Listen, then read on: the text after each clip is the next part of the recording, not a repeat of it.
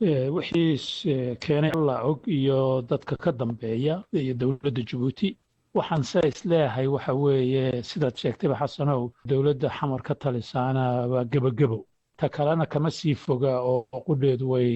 daciif bay tahay marka waxaan rajaynaynaa ilaahay inaan ka baryanaa gebagabada ay yihiin inay ka soo baxaan wax dadka Soomaaliyeed meesha joogaanba jooga u qalma hase yeeshee waxa weeye su'aalahaynu isweydiinanaa waxa weeye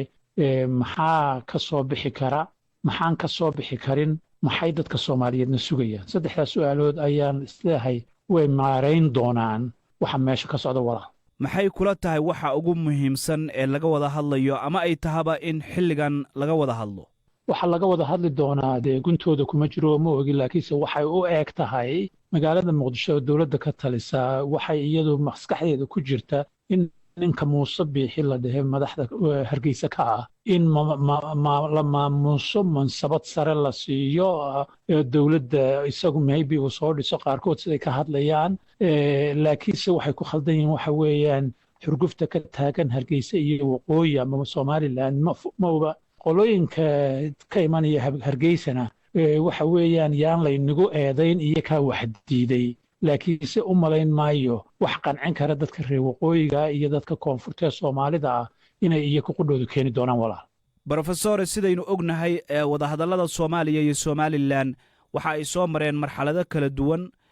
meelo kala duwan ayaa lagu qabtay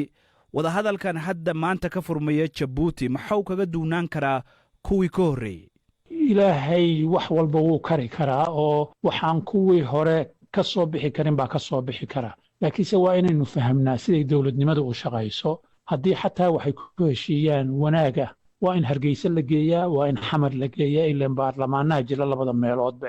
baarlamaanadaas ma ogolaan doonaan labada qof waxay doonayaan ma samayn karaan waxay keeni karaan ra'yi laga yaabo inuu dadka qanciyo ama una qancin marka ismalihii labada meelood tashiga yaala Xamar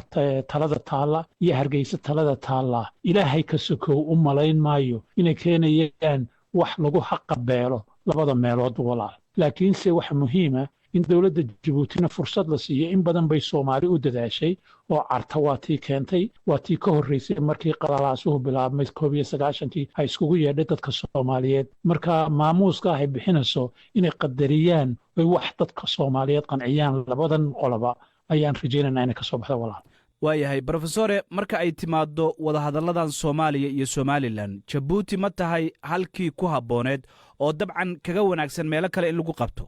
waxaban xasan oo arkanaa wixii cartahay keentay laakiinse Muqdisho lagu fashiliyay waxay keentay Jabuuti oo kale in markii burburku yimid dad la iskugu keeno oo Xamar lagu soo celiyo